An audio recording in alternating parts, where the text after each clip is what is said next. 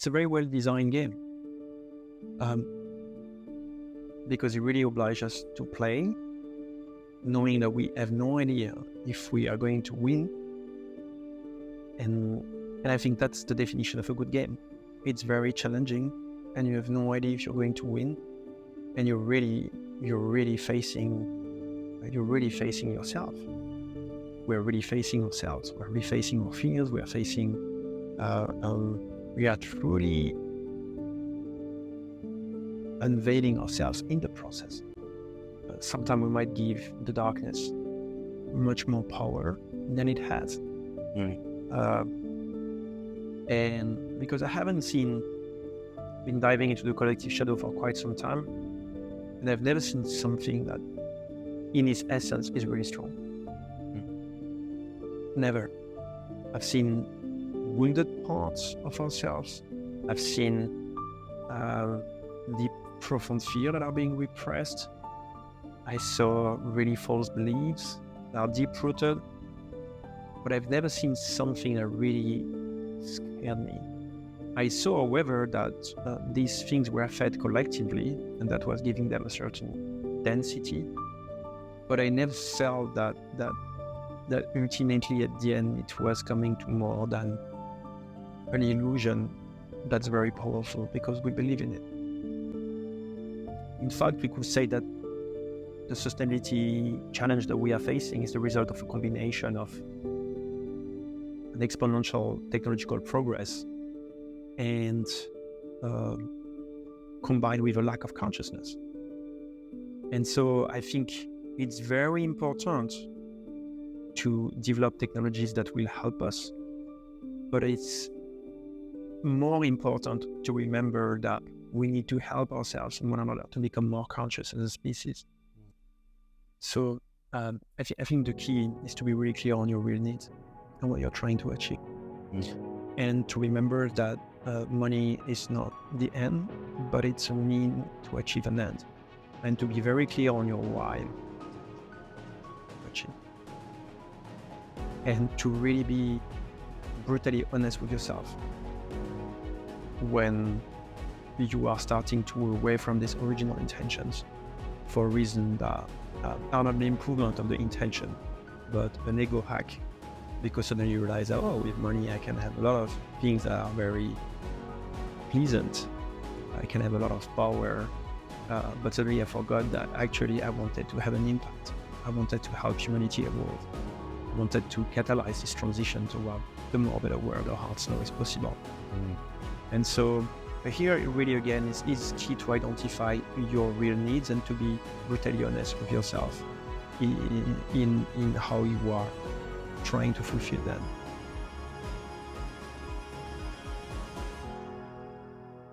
It took me 6 months. It was very interesting to see a process. Yeah. But you became an atheist, which was not part of the plan at all. The cycles of belief. But I guess you gotta first remove that idea of that God, and then you believe in nothing anymore. And then on the other side, you find something more universal. Probably that's what a lot of people go through, at least. Yeah. Yeah, it's a good topic to start on, I guess. It's Really? yeah, why not? Up to you, bro. I think, have you heard of spiral dynamics? So if this is the image I got, and there are different, what's yours? Spiral. Are we recording, by the way? Yeah, it's on. Okay, all right. I keep it pretty casual. Okay. It's a model developed by a guy named Claire Graves, I think in Boulder, Colorado, and it's kind of an integration of the chakra system and psychology. Okay. I think like the Maslow's hierarchy of needs and things. So it models the development of personal and societal development for different phases. And most of the world lies in what's called stage blue, which is the religious phase. And beyond stage blue is stage orange, which is sort of the capitalist phase. That's where you get like Wall Street and things. And then after orange is green, which is kind of back from the individual to the collective. And I think Bali is very green. The kind of environmental group is very green. It's seeing the connectedness of everyone and how we need to, take actions that benefit everyone. Beyond that is stage yellow, which I think resonates a lot with your work. which is systems thinking, Mhm. seeing the interconnectedness of not just all the people, but all the levels on the stage. Yeah. So it's the first level that can see that there is a evolution that's happening. Mhm. And it sees that not one part of the stage is better than another. And I think that's the downside of stage green, is that it's kind of condemning the stages below it. Mm. And that's a bit of a trap there. Yeah. So with your work, and beyond stage yellow is stage turquoise, which is kind of the divine, like the mystic that sees not just the systems and the engineering and things, but the oneness, unity. I think it's difficult to get people to skip too far ahead. I think the world that you have envisioned with New World Together is kind of everyone is in the stage turquoise. See, yeah. Although, yeah, you weren't there at the end of the workshop, but yeah, we understand. At least we understand that there's going to be stages, and you're right. On one side, the lower stage is what I call often the paradigm of beliefs, the paradigm of ego as well. So it's very fear rooted. It's based on the paradigm of separation, and the belief system translate that paradigm of separation. So, for example, there is religions that speak about a God that's separated from us and which we must be afraid of because we are too ignorant in order to make our own rational decisions. So we have to follow its orders in order for the world to be a better place. And of course, that fails. Because as far as we're concerned, those are not orders of God, they're orders of humans who have interpreted what God wanted from their relative, subjective, limited point of view. And indeed, we are, I think right now, we are at that stage where this whole paradigm of separation, whether it is materialistic or religious, is falling apart simply because it is not designed to be sustainable. It is not designed to play the infinite game. It is control. Yeah, it is control and rivalry dynamics. And so a chaotic paradigm that is trying to maintain order through oppression and control. And the key as human beings is to acknowledge it, to understand all the teaching that comes with the acknowledgement of this paradigm. This is where I often talk also about the acknowledgement of this paradigm is also the acknowledgement of the shadows that drives it. So by shadow, I am meaning the part of ourselves, the part of reality, the part of society that we don't want to face. So these disturbing truths that we repress in the unconscious because they are too disturbing to face. They include all the lies we've been telling ourselves and one another for generations and generations. And so a key is to recognize the teaching that comes with the integration of this shadow. And I think the teaching that comes with this integration is what opens the path toward the more, what you will describe as the purple paradigm. But this paradigm in which we can thrive together because we have realized and integrated our oneness. And when I say integrated, we are able to embody it. Our oneness is reflected in the way we speak, in the way we interact, in the way we behave with one another, and what we call our environment, which is also part of ourselves, in a sense, part of that oneness. So for me, the three Abrahamic religions are Yahweh is the religion world, is not God. So I'm very how to say, very head-on with those belief systems. To me, Head-on? Head-on. Hedonist. No, head-on means like confronting them, like really no, the opposite of politically correct. To me, and as far this is what I see, Yahweh is a false god, Moses is a false prophet, Jesus is a false prophet. And so basically that's one of the greatest illusions. And Yahweh is egoic projections, that is power hungry, and it's dangerous. And Jesus is has been is a figure that has taken a lot of the judgment, the guilt, and the shame out of it, and feeding on it. as a religious figure. Um, the entire Yahweh stuff, right? It's a tribal god, and with an agenda of world domination. It's a collective ego trip. Right? It's a collective ego trip of the Jew that were the slaves. From what I can see, were the slave in the Egyptian empire, so had very low self-esteem, and came up with this God that told them that they are the chosen ones and that they have a spiritual mission to bring His kingdom a reality on earth, right? And that later gave to birth to another cult when Jesus, the spiritual figure, was basically murdered, persecuted, and murdered, based on the religious teaching of Yahweh, basically also. Which is really, for me, completely schizophrenic, because basically the God that killed Jesus is the God that the Christians are worshipping. Is the same God. Because if you look, for example, in the Torah chapter 13, it said expressively that anyone who asks you to worship another God than Yahweh, you must kill him. Even if it's your daughter, your like your child, your father, never mind, you kill it. And so when it's based on that command, God command, that Jesus was crucified, because Jesus said, I'm God, I'm the Son of God. And so according to this, that was like someone who was promoting a new God. And so it's all rooted in very, very deep traumas, and it's part of the collective shadow. And it's a very, very sensitive subject, because we've been so indoctrinated with this belief system that we've been so traumatized and indoctrinated with this belief system that we can't even look at them for what they are. And I'm talking about the vast majority of people. Yeah, that's a level of defensiveness that's hard to... Very hard, very hard. And slowly changing. Slowly, I think there is more. I see, at least in social media, I see more people who are being outspoken. But the defensiveness is still there, and it's still a taboo. It's still a taboo in our society, and we still believe that. But even in my group, but religion is about love and respect, and it's, dude, what religion are you talking about? Did you see Yahweh? I mean, that guy literally is killing people who just adopt him. He's asking his followers to massacre those who have different beliefs. He's asking his followers to kill anyone who will promote another God.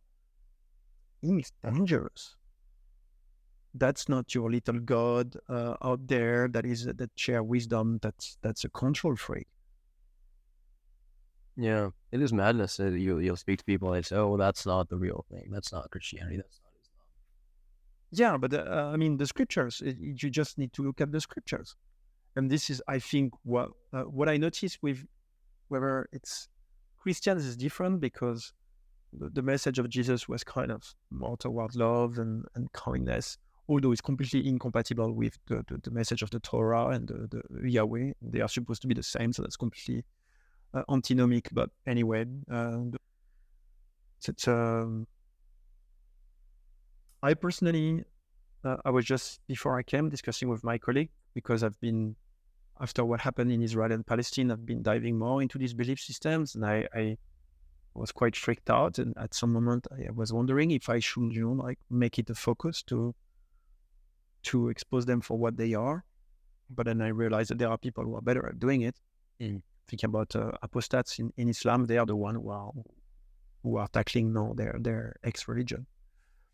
But I don't miss an opportunity to challenge these beliefs when they come across, whether it's through people speaking or on social media. I don't want to let them a free space to spread their dogmas. And so, yeah, that's great. Yeah, it's a big one. It takes a lot of courage. These parasites, right? I think that's part of what my brother was seeing, and they might not be. They're not powerful on their own, but they're so deep rooted and they're so prevalent It's like if the light could just get rid of them by shining, that'd be great. But it seems like No, but that's what it is, right? If they are exposed for what they are, they will dissolve. Mm. But the thing is, they are hiding.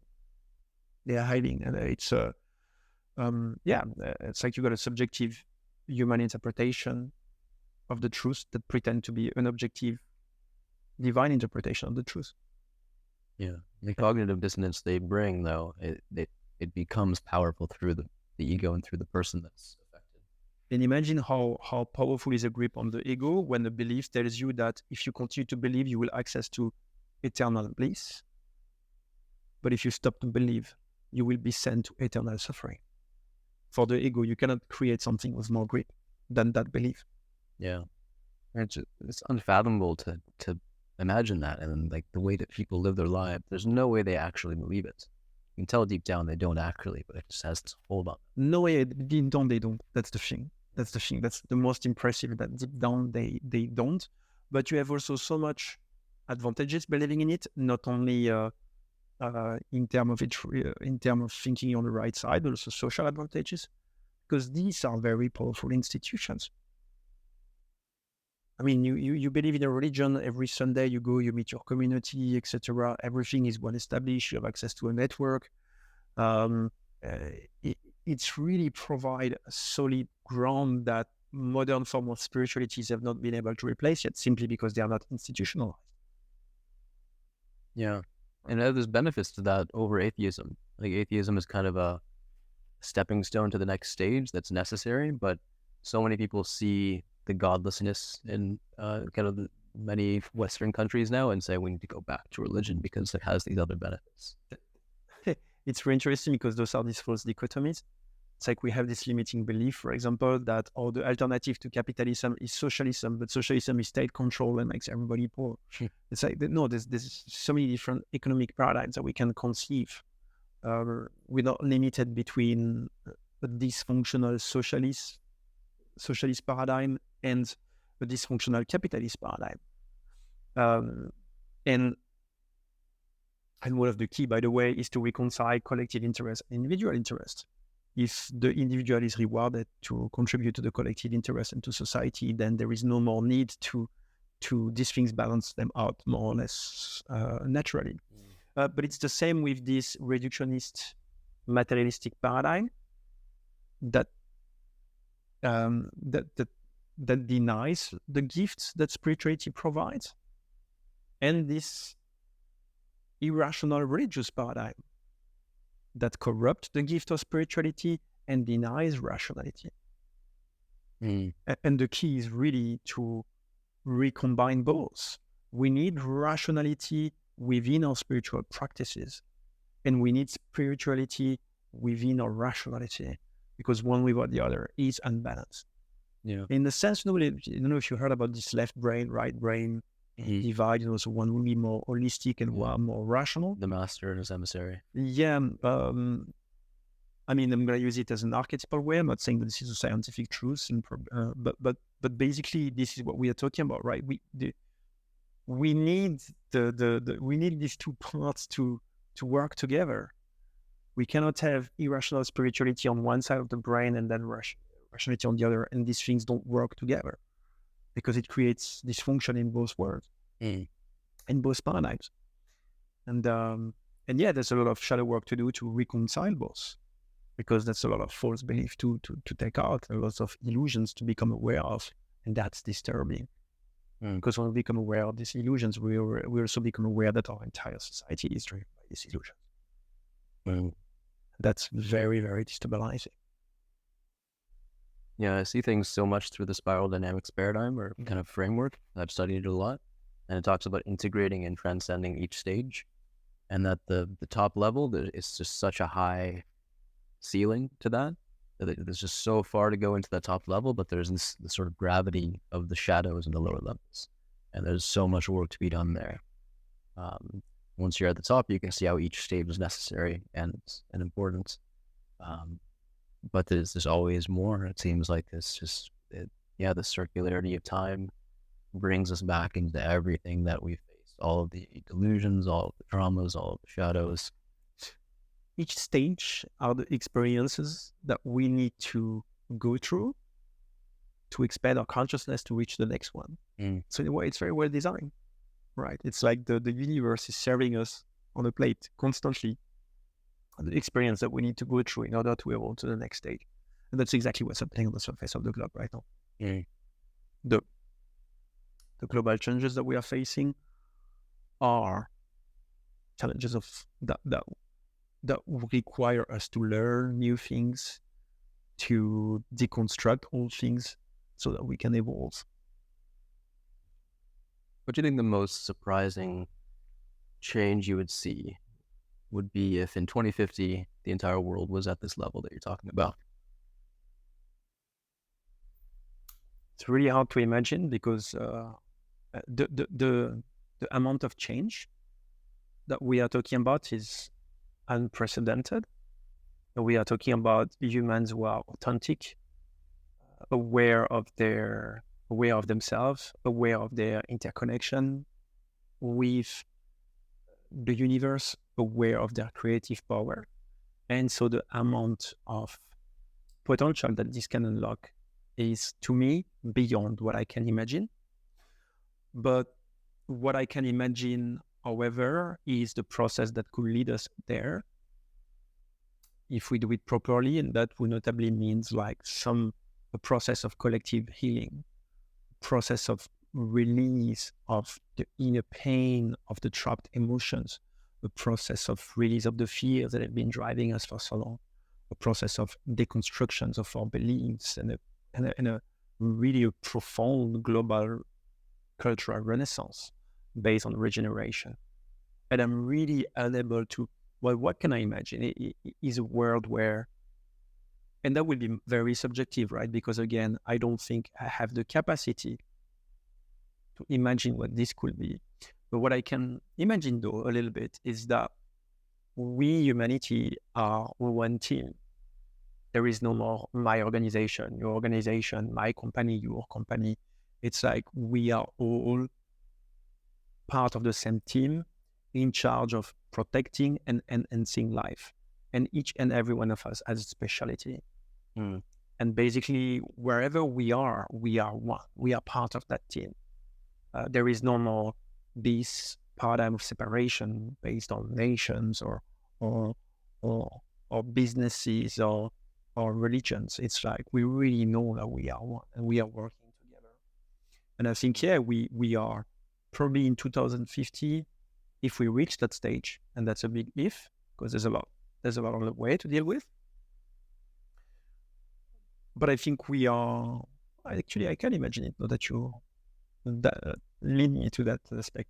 I think in 2050, we are still very busy repairing the damage that we've done to the ecosystems.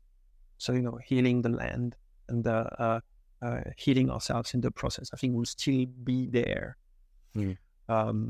Ultimately, once we are out of there, well, we have an entire universe to explore. Our solar system has 8 planets, but our galaxies has about 100 or 200 billions solar systems, and our universe has, I don't know, it's in trillions of galaxies. So, I mean, we are right now in the process of trying to understand that we are here to work together to take care of our planet because we've become the steward of it as a result of evolution. But once we realize that and we know how to take care of ourselves, one another, in this beautiful planet, there's so much potential for fostering life in other parts of the universe. Yes, balancing restoration with growth. Like in order to get to the place where we can think of these, futures, there's so much healing that has to happen, not just in ourselves, but of the planets. Yeah. And the two are interrelated. Means we won't be able to heal the damage or to repair damage we've done to the ecosystems if we don't heal ourselves. And we won't heal ourselves if we don't repair the damage that we did to the ecosystems. It's almost like this. I mean, and I'm saying this because probably one thing that we haven't collectively realized is that we are parts of the ecosystems. And I think one of the big issue that we have is we've forgotten that. And in a sense, I think it's fear of death that is at the core of this, because in a sense, the ecosystems bring us back to our mortality. Yeah.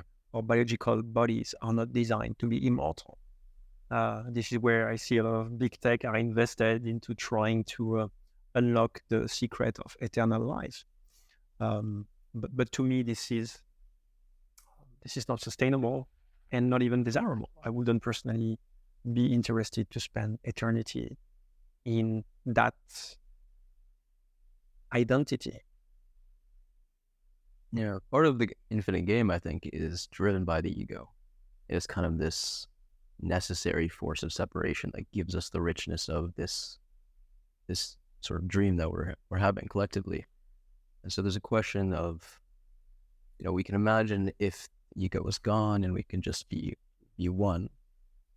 Is that really what the purpose of our time here is? Or is this challenge that we're faced with, the fear of separation, the fear of death, the drive for competition, domination, are these sort of the villains of the story that give us the friction, resistance, and pain in order to grow and in order to have a rich experience that's not just joy and light, but also the darkness that gives depth to reality?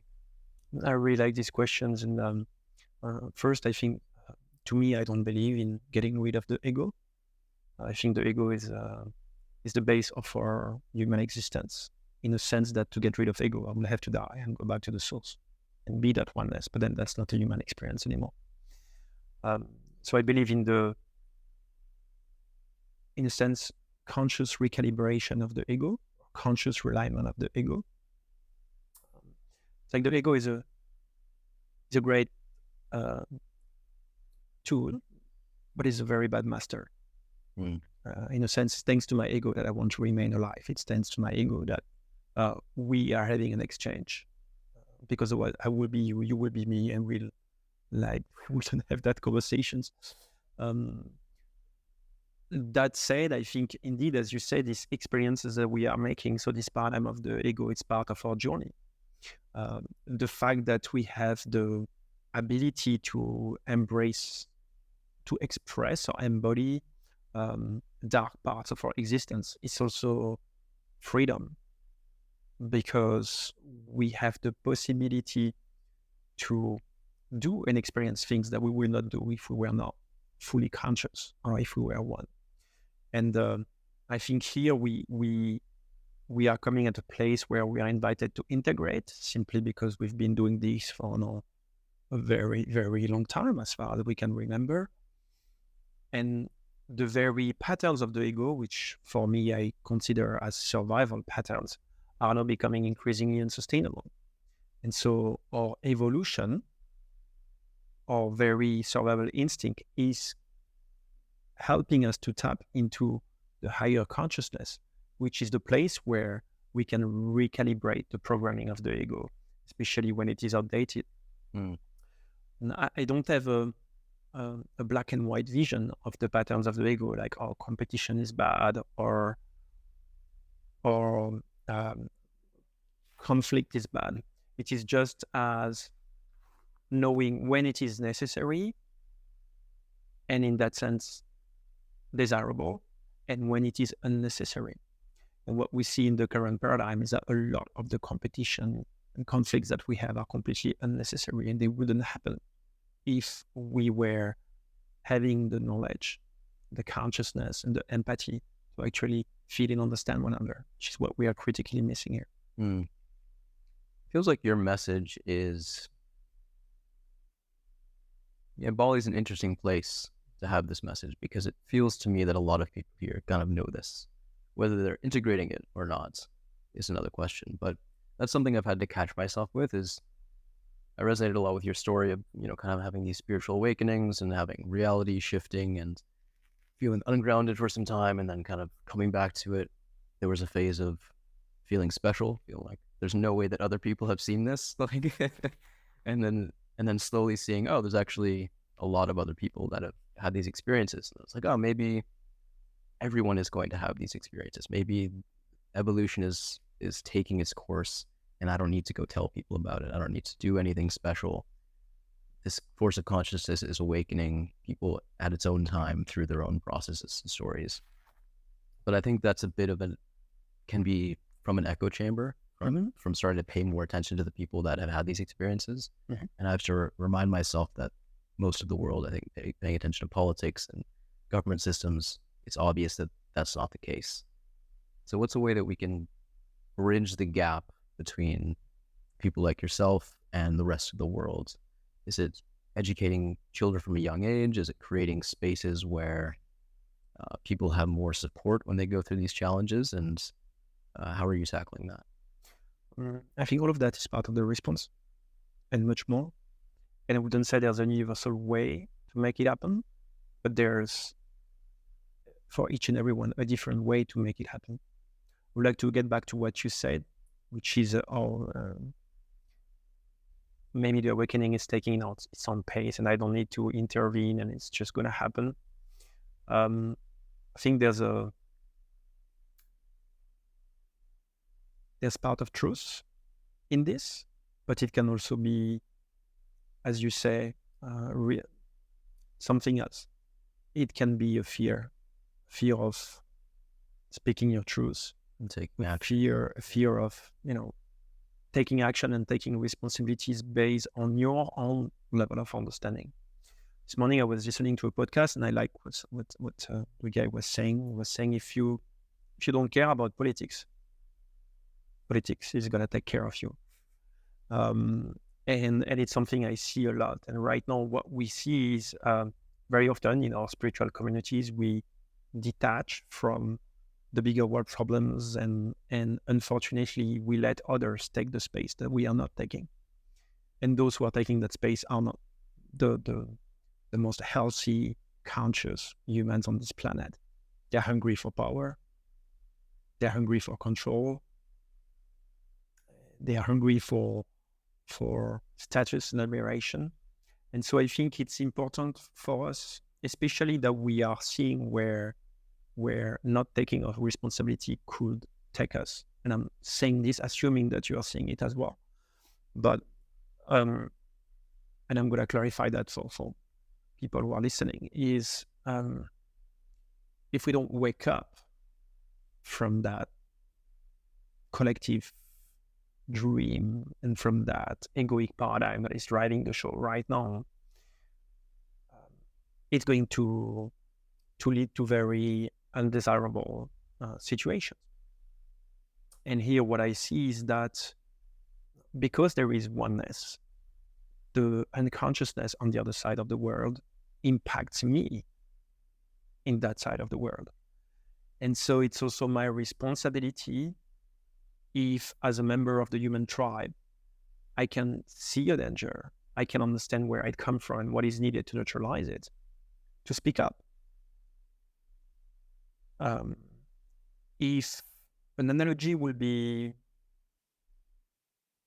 we woke up in a house where everybody is asleep and we see that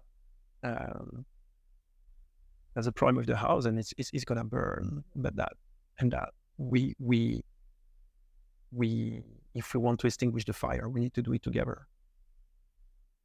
I think it's a responsibility, although others might be very comfortable in their sleep, to help them waking up, not with an egoic agenda of being the one who's going to control, being the savior who's going to dominate, the very humanistic, empathic agenda of doing what is right to protect life, doing what is right to protect the future, our future and the future of other species on this planet.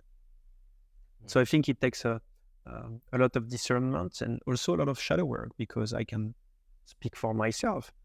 It is easy when we have access to this level of consciousness, either to move away and do nothing, or to adopt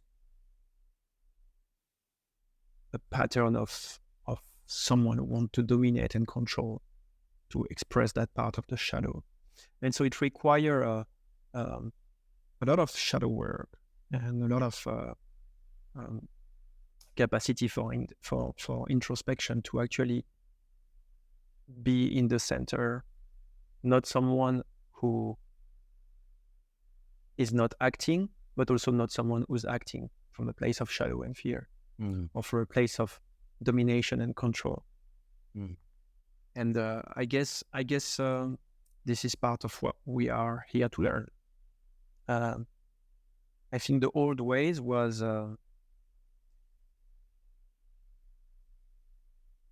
either I accept, and so it's all good, and I let the universe manage it, or I don't accept it, I get angry and I go into conflict because I want power. I want to. I think here what we are being called is to find a middle ground, surrendering, accepting, but also acting for the better. Yeah, my journey was first sort of a recognition of deep unity, and secondly, seeing life as a game. And in order to fully enjoy this bliss of unity, I recognized everyone else in reality needed to get out of their own suffering.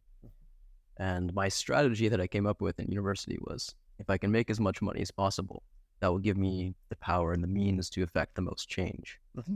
And I think that seed of intention, when I started my business, insidiously led to some greed sneaking in.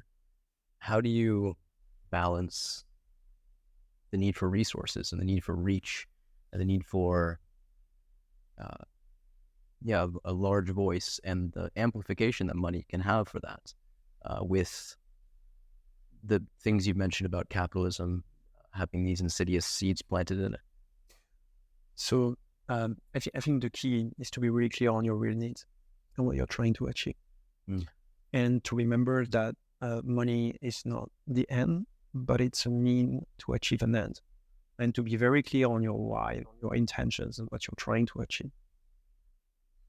And to really be brutally honest with yourself when you are starting to move away from these original intentions for a reason that are not an improvement of the intention, but an ego hack, because suddenly you realize, oh, with money I can have a lot of things that are very pleasant.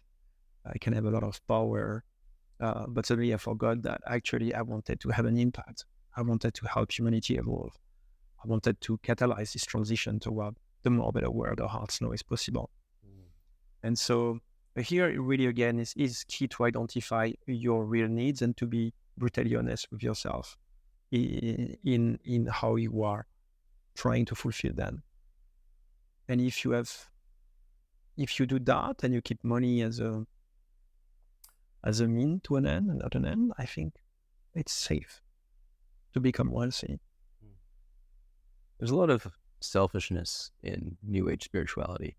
Some of it's healthy, some of it's a correction from self-rejection in religion. Do you think that being alive in this time that we deserve some level of abundance and that we can live this dream life and also kind of help others where we can? Or should we be giving more? Should we, every time we have excess, be looking at the people who have nothing and trying to help them? Because there is this paradox of philanthropy where if I keep my resources and multiply them, then I can do more good with them in the future than now. And it's kind of like, how do you find a sustainable approach to that journey? So first of all, I would like to say how much I agree with you. Right now, the mainstream spiritual paradigm is very individualistic, and in a sense, not really facing the meta crisis that we are facing in its vast majority. I don't want to make a generalization here. And it's true that it's also so very culturally influenced by this individualistic American dream.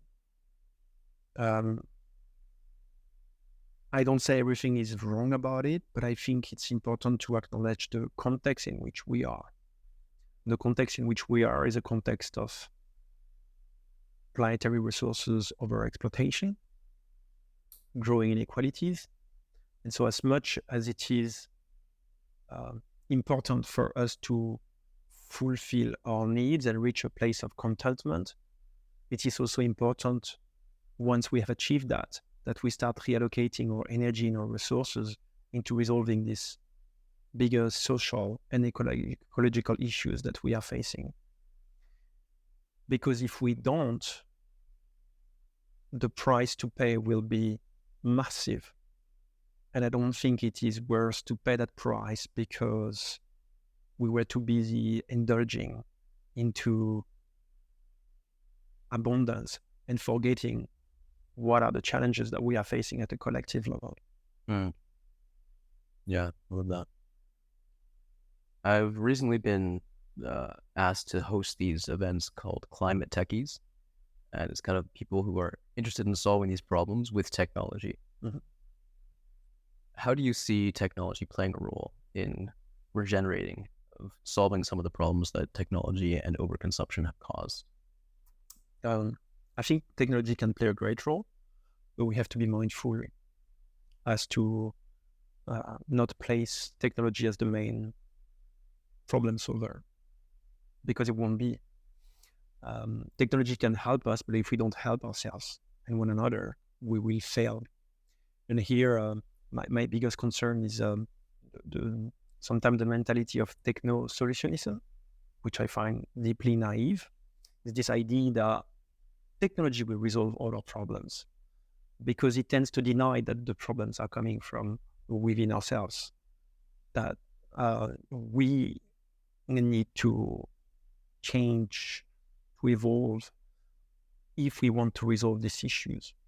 In fact, we could say that the sustainability challenge that we are facing is the result of a combination of an exponential technological progress and combined with a lack of consciousness.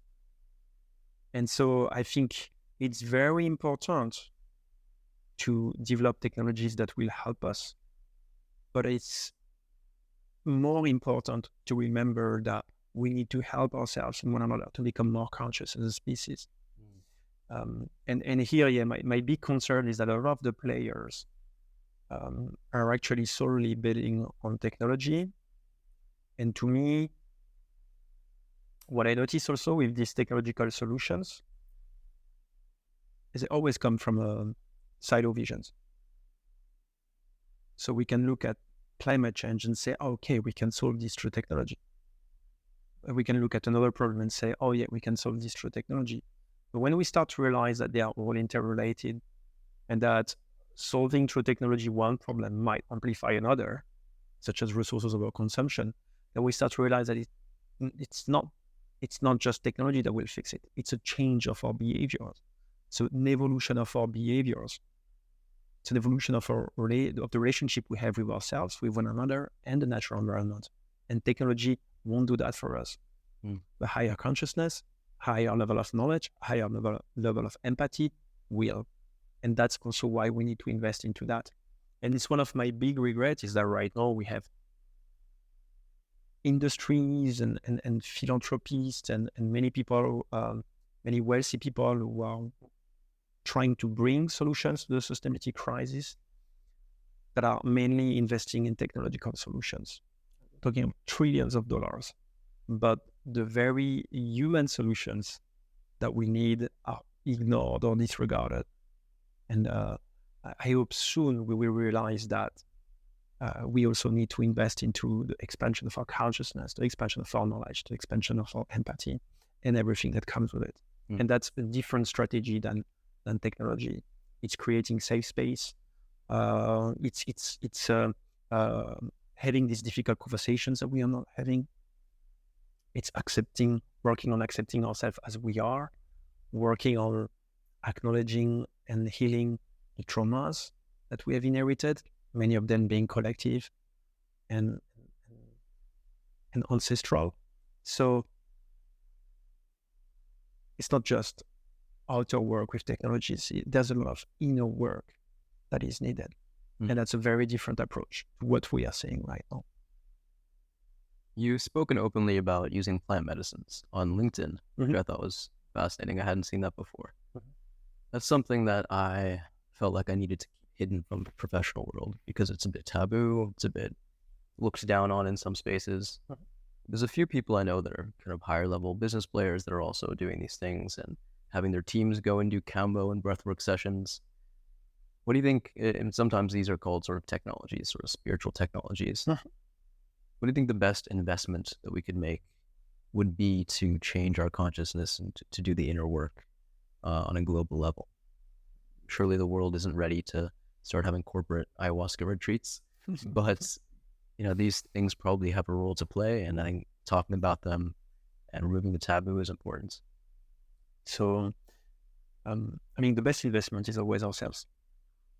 And I think one of the key, again, is the creation of safe space where we can feel safe speaking our minds, expressing what we have to express. And the thing here is that this is, it costs nothing, but it costs some education to understand the importance of it. Modalities to heal and to expand our consciousness are numerous. They're not recognized by our society right now. Whether we talk about sacred medicine or meditative retreat or breath work or yoga or collective trauma therapy, there are no countless modalities. Countless. But we don't hear about it on mainstream media. We don't hear about it. They haven't entered. They've not been recognized by the political system. They haven't been recognized by the economic system. Haven't been recognized by our institutions. And so I think one of the key, why am I speaking openly about these things, although I'm trying to do it not too much, but why am I allowing myself to break this taboo on LinkedIn? Because I think someone has to do it. The more we will do it, the less it will become a taboo, the less it will be unwelcome to talk about it. And talking about safe space, I had an experience. I was talking with a sustainability consultant today from a big company in Jakarta. And at the end of our conversation, I asked him, what do you think is standing on our way to actually achieve collectively the sustainable transition? And the first thing he asked me is that, you're not going to record this conversation, right? I was like, no, I'm not recording this conversation. But I would say that, a big part of the sustainable transition is to create a space for us to really say what we want to say, what we have in our heart, what we have in our minds.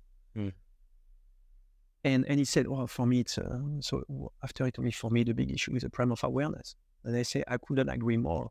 That's not the point. The point is that to him, it felt unsafe to express that point of view. And it doesn't cost much to create safe space for people to truly express what they feel. And at the moment, it's a very unfortunate consequence of this ego paradigm, is that it doesn't feel safe for people to express what they truly feel and think. And as a result, people keep wearing the mask and keep being disconnected from themselves and one another. Yeah, COVID was a great outward representation of that. Yes, people were wearing the masks. It was. It was. If you could change one policy to affect the most change in consciousness and sustainability, what would it be? But the first thing that comes to my mind is that we remove anything that brings lack of transparency to our economic, political, and institutional model. I will make it as transparent as possible for us to see what is happening behind closed doors and what we don't see, because I think this is a great way to become conscious of what we're not conscious of. Because a lot of the things we're not conscious of because they are being hidden.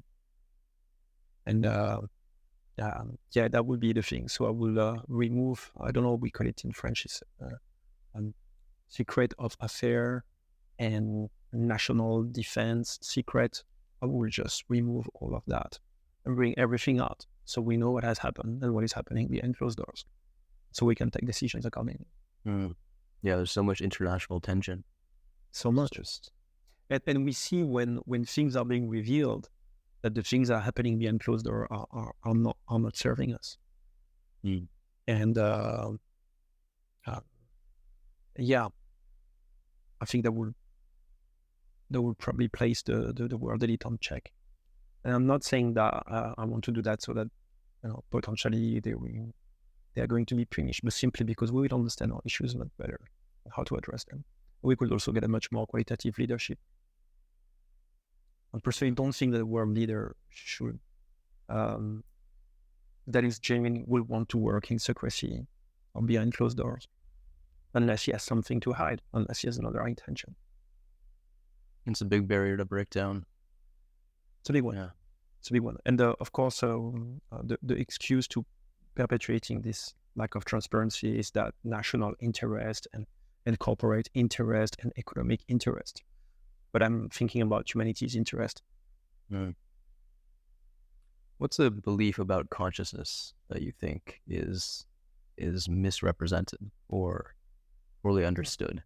So there's also a lot of blending between awareness and consciousness. I notice. And now there's lots of popular physicists even talking about consciousness. I think one of the biggest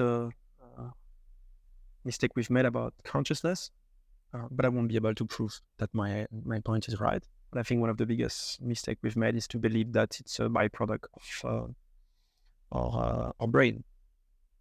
And that basically, yes, it's the result of biochemical reaction.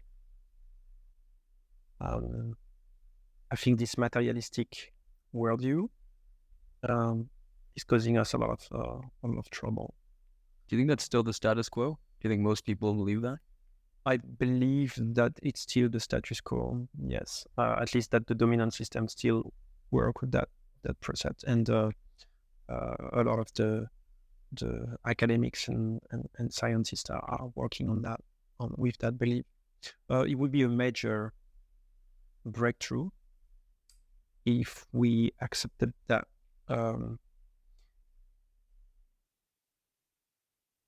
there's a universal consciousness behind our human consciousness, and that it's where we come from, it's where we are coming back, and we are simply manifestations of that universal consciousness. And there is no, consensus on that. And I think the idea is still very much challenged by the materialist segment of science, which is still, in my view, predominant in our times, although increasingly challenged. It feels like that's a truth that can't be recognized intellectually. I feel like the people who get that, they've had some sort of experience. Maybe they've been taught it in different ways, but in order to actually integrate it, they've got some visceral experience of that truth. And the people who haven't had that, it's just going to bounce off, right? Yeah. So how do you make that land?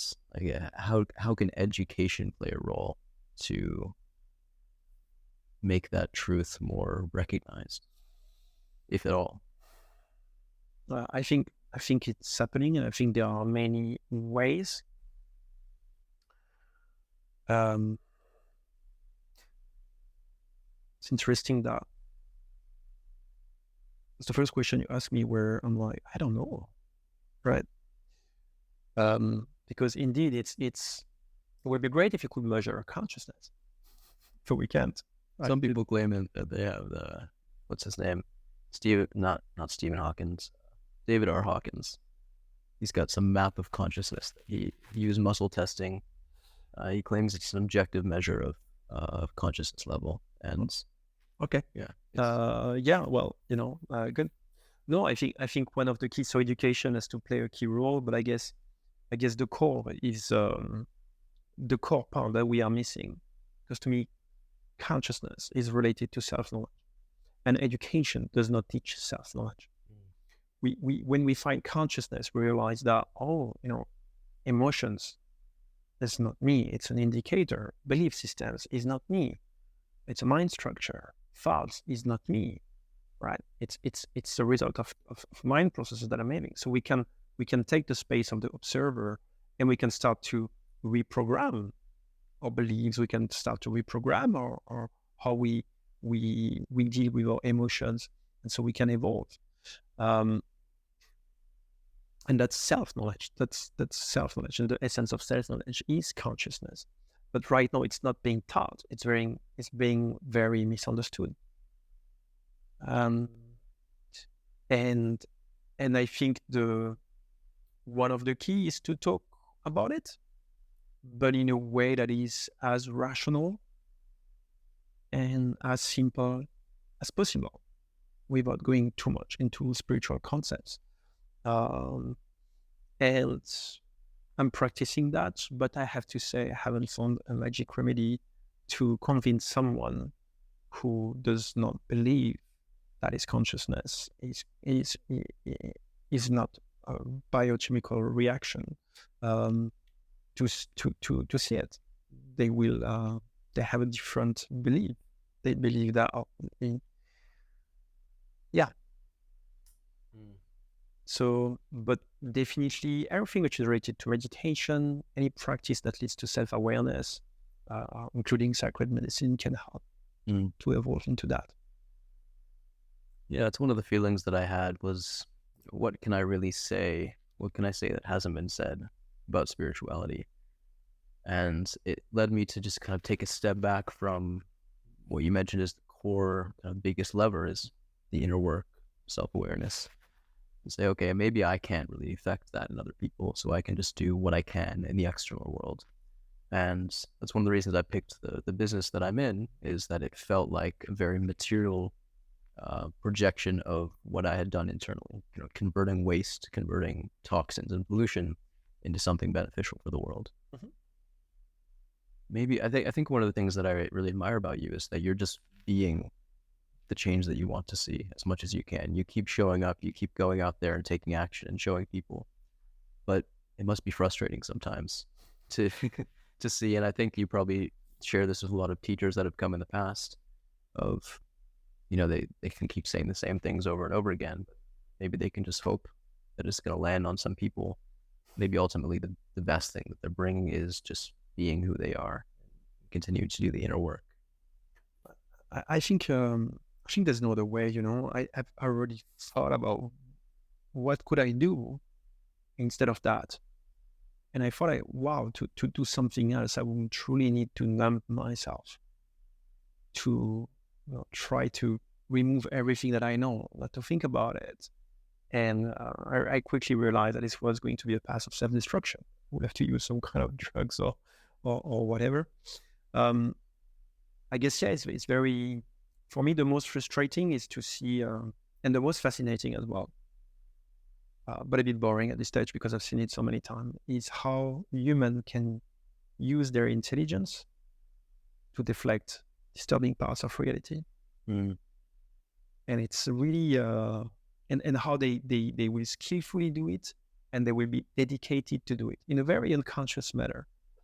And seeing that everywhere and all the time is really frustrating, because it feels like I'm living in an Orwellian reality, and it's an Orwellian nightmare that I can't wake up from. It's like, that's where we are. But at the same time, seeing that always reminds me why it's important for me to keep acting, and also to keep doing the inner work, because I'm far to have to be at my full potential. I also have my own blockages, I have my own fear, I have many parts that are holding me back, which are undesired and which are linked with my own heritage. And so I'm also doing the work as I'm trying to embody it. And for the rest, I just surrender and accept that I can only do my part the best I can, and the universe will manage the rest. I think there's a lot of people who just really do not want to wake up. And part of them knows that there's something to wake up from, but there's so much fear and there's so much destabilization they know would happen that maybe they're really just not ready. It's really, basically, this is what I call one way I describe it is an ego defense mechanism. And that's not conscious. So it's not people consciously choose to remain asleep. It's simply that we are very well designed, and that our ego will fight against or suppress or avoid things that could be too destabilizing mentally and emotionally. And so it's simply a defense mechanism for someone to protect their psychological integrity and their sense of identity, because removing the veil could lead them to breakdowns or even insanity. Yeah, someone very close to me had a very similar journey as yours, and he was kind of a spiritual initiator of mine. He opened the door, he gave me the right books at the right time, and he was so passionate about this truth that he found. But over the years, I watched it destroy him, and I watched it lead to severe mental breakdowns. And there was a benefit that he got. He was getting all these levels of truth that I think very few people have tapped into. But the truth was haunting and destructive. And it made me kind of take a step back and I think numb myself a little bit and say, maybe there's a level of seeking which is really unsustainable, and that not just the world but myself is not ready for. And I think that's what played into me wanting to just kind of let the world happen at its own pace, because I didn't want to be responsible for someone going through an awakening that they weren't ready for. And the structure is this, Bali is a unique place, but there's so many like-minded people, and yet you still have this archetype, the stereotype of Ubud being full of kind of spiritually unhealthy, ungrounded people. Even though they have themselves, it almost leads to more chaos being surrounded by these people. It really just begs the question of, what's the right pace to wake up? So this is a very difficult question, and I don't think there is a perfect answer. This what's your right pace for you, and how much can you handle? And there is two level of urgencies, I would say, or two aspects that are very important. One aspect is how much can I handle? Another aspect is how fast do we need to go individually and collectively to avoid really dramatic consequences in the future for not doing it. And so this is the accelerator and the brake. And I guess we are learning to drive. Right? So I wouldn't say, for me at this stage, I feel more that we are too slow to wake up and too unwilling to do it. So I'm trying to speed up the process, but I also know that one message I had in the ayahuasca ceremony was, humanity is part of nature, and nature has its own pace of evolution, which must be respected. And so our consciousness awakening also has its own pace, and it's the pace of nature. So I don't have a perfect answer to that, but I guess the right path is the one that's right for you. And you don't want to be stagnating. You want to move forward into unveiling, but you also don't want to go too fast, because you don't want to end up in overwhelm and unable to deal with it. If I may ask, what was that truth that was too? Was there any specific aspect that overwhelmed or got your friend to become mentally disturbed? I think he was seeing too far behind the veil and seeing so deeply into the darkness of the world, and how many powerful and negative entities are running things. And I think a feeling of hopelessness that came with that. And I think he was peering down the darker path of things, which has its benefits. There's also the other side of the spiritual truths that are much lighter and more empowering and more encouraging. But I think it can be very isolating as well, going down these paths. And despite even potentially having support networks, these paths can be very isolating and lonely. And I think it was Osho or someone said, the path, the higher you get, gets more narrow and more treacherous, and it's easier to fall off. Yeah. So I think I think it's good to recognize the unity of things and to, like you said, be in the center, right? If you go too far down the individual path, searching for truths and spiritual attainments and things, are you really helping the rest of the world, or do you need to take a step back and say, okay, how can I bring more people with me at a more sustainable pace? I think one of the notice I see in diving into the dark is that there are many also illusions. There are many, sometimes we might give the darkness much more power than it has. Mm. And because I haven't been diving into the collective shadow for quite some time, and I've never seen something that in its essence is really strong. Never. I've seen wounded parts of ourselves.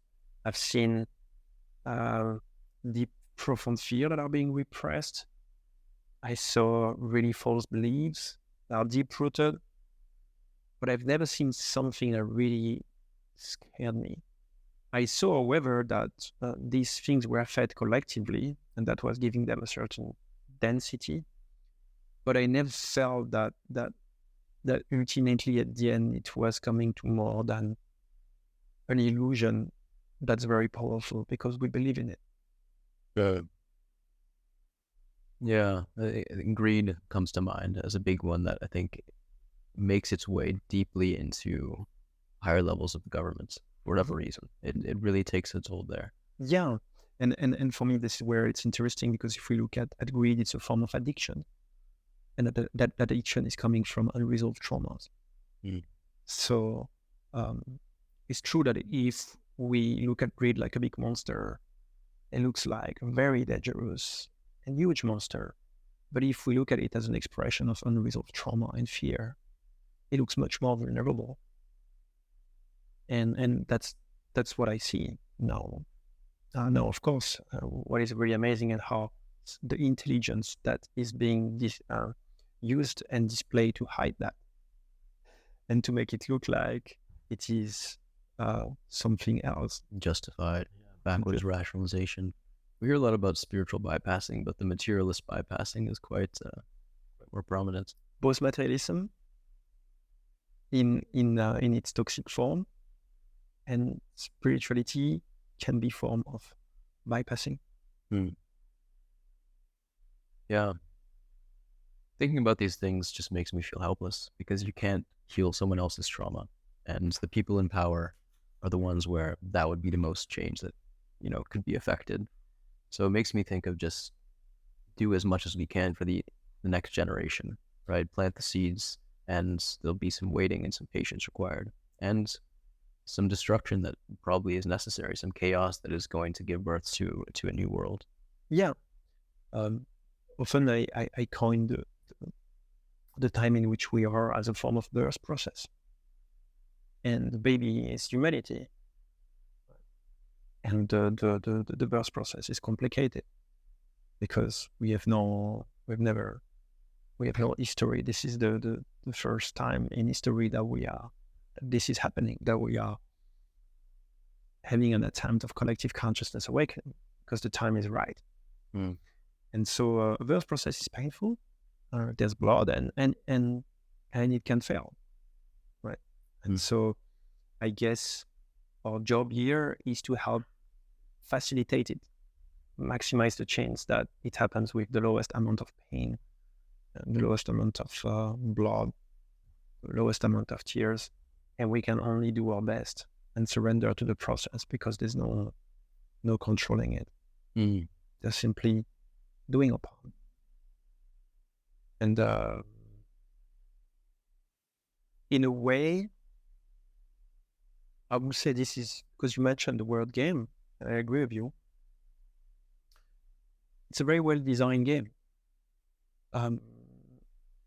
because it really obliges us to play, knowing that we have no idea if we are going to win. And I think that's the definition of a good game. It's very challenging, and you have no idea if you're going to win, and you're really you're really facing yourself. We're really facing ourselves. We're really facing our fears. We are truly unveiling ourselves in the process. Yeah, that's the idea of the infinite game, right? Is that there are no winners, no losers, and there's no set endpoint. Contemplating that alone can be maddening, but it's also liberating when you get to the other side of it. And I like the birth analogy. Another one I've heard is we're at the stage of the caterpillar, right? That's releasing the enzymes that dissolve itself so that it can turn into the butterfly. Yeah. There's going to be a lot of pain in that process. It's maybe minimizing pain isn't even what we want. Maybe it's just maximizing.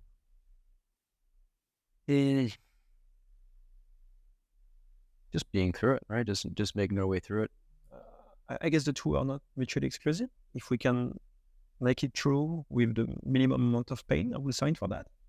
Not necessarily like I want to go through a lot of pain, but I guess it's going to be part of the process. Yeah, pain can be the best medicine sometimes. I like this analogy of the caterpillar. And when I speak about planetary regeneration, I'm speaking about what I envision is this cocoon in which we dissolve. So right now, the caterpillar has to create the cocoon. We're not even there yet. We're not even there yet, right? So we are in a sense, I think people like you and me are kind of the cells in the caterpillar that kind of give the impulse that, hey, you're gonna have to stop eating compulsively everything that you see. You're not gonna have to. The time has come to prepare your cocoon, and that's where you're going to dissolve. And we don't know what's gonna come out. We know it's gonna look like a butterfly. It's gonna be beautiful. It's going to fly. But right now, the aim is to prepare the cocoon, because this is where we dissolve. This is where we transform. Beautiful.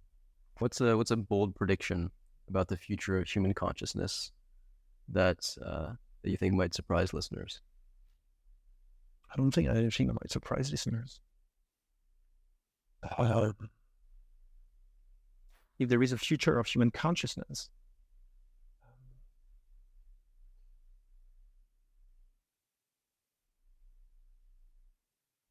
it will be one that is rooted in oneness, and one that will allow us to find our place in the universe. Oh, you said if there's a future of human consciousness. Yeah, there's no guarantee winning that game. We might also go self-instinct, or we might turn into machines driven by powerful AI. Our future is in our hands. Yeah, but not just you and me. I think there's a lot of other players. Yeah. Not all of them are.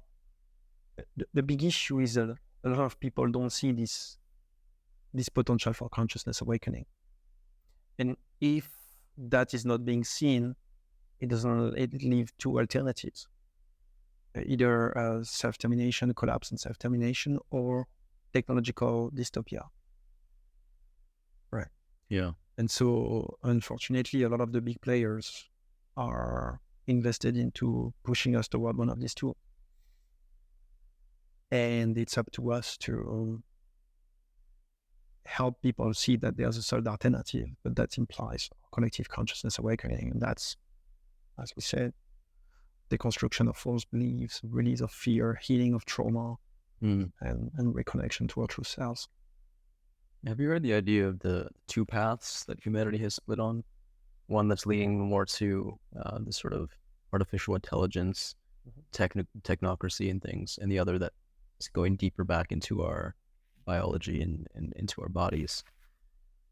That's one of the ideas that makes me think of maybe the top-down approach won't work. Maybe trying to fix everything won't work, and that part of reality, part of the destiny of this other path is out of our control, and we need to focus on the other part. It's a bit of a divisive idea, and it can be escapist.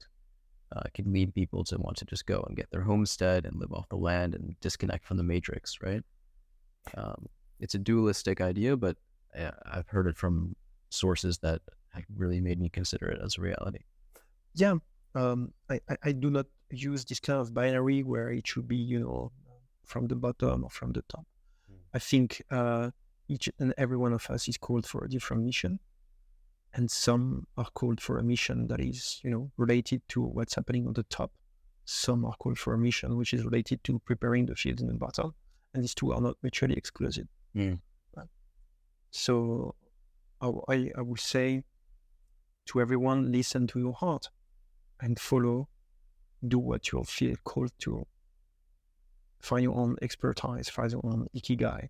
And we need people on we need people in the bottom, we need people in the top. So it's okay. We need all of that. Yeah. To maximize our chances. Yeah, I love that. Yeah. It's crazy to think that maybe we've done this infinite number of times already. Like it's easy to think that this is the time it's going to go right. I think I have that sort of belief that we can win, like that there is support. One of the phrases I've been kind of contemplating recently is "no one is coming to save you." It's kind of it's popular in sort of like the entrepreneur hustle space of like you need to just grind and no one cares about you. You have to do it for yourself. No one's coming to save you. But from spirituality, I have this sort of like trust in the universe and in God. Even if it doesn't go the way I want it to, it's going to go the way it needs to. So there's a sort of polarity paradox there of, yeah. I don't see it as a paradox. I see it as yes, nobody is coming to save us. And at the same time, we'll go through the experiences that we need to go back to oneness. Yeah, whether it's oneness through dissolution or through ascension. Yeah. But I think at some point, hopefully, I don't know if it's that in this life. I foresee that in next incarnations, there's a moment where we finally do it. Maybe that's one is one of the story in which we fail, in which we can see the potential, but we fail. But it doesn't matter because that's a lot of key learnings for the next story in which we succeed. So yeah, but still that's in the absolute still as Benjamin Castillo in that body right now. I want us to succeed, and I'm going to do my best for us to do so. Yeah, that's one of the comforts of infinity is that you're guaranteed to win, or just to have both sides. You're guaranteed for the absolute bottom and the absolute top, except there is no absolute. Well, there is one absolute, and it's the combination of all. But yeah, I don't know. Let's do our best and let's see. Yeah. Ultimately, it's that. Let's do our best and let's see. And let's accept we don't have control. That's a big one, knowing that we don't have control. There are a lot of people who between blind optimism and cynical pessimism. No, we are writing the story. Everything is possible. The worst is possible, and the best is possible. And now, how do we act in order to maximizing the chances of the best to be manifested? Do you think hope is dangerous? It depends on what we place it. Some type of hope can be dangerous. For example, technology is going to resolve all our problems. Let's only invest in technology. And that's a very dangerous hope. Yeah. Yeah, there's so much nuance. Yes. And that's where you play a big role, is kind of giving people clarity on the balancing these ideas. Yeah. Probably breaking free from this binary thinking where is hope good or bad. It's like, no, it depends on what we place it, right? It's like technology is good or bad, but it depends what type of technology and what drives it. So yeah, I guess discernment is very important. Yeah, that was one of my keywords last year. I got a very clear message for my kind of key terms last year, and this year I haven't really gotten any. It seems like a continuation of last year this year. And yeah, more than usual. Let's see. Seems like a promising year for us at the collective level. Yeah. A lot to unfold, a lot to be resolved. So let's play. Let's see what we can do. Thank you, brother. Yeah.